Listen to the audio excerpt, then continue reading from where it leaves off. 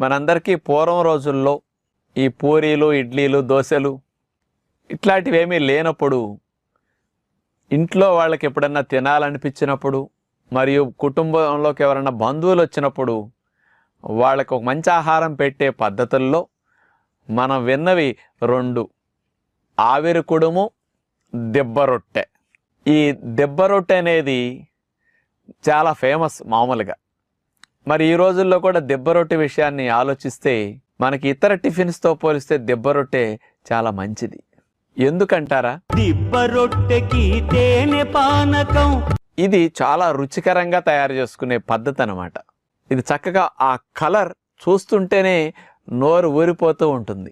అది ఆవిరి కూడా చూస్తే నోరు ఊరదు, ఎందుకంటే ఒట్టిగా ఆవిరిలో ఉడుకుతుంది కాబట్టి తెల్లగట్లా కనపడుతుంది. అదే దిబ్బ రొట్టె అనేసరికి వెన్నపూసతో కాలుస్తారు దాన్ని.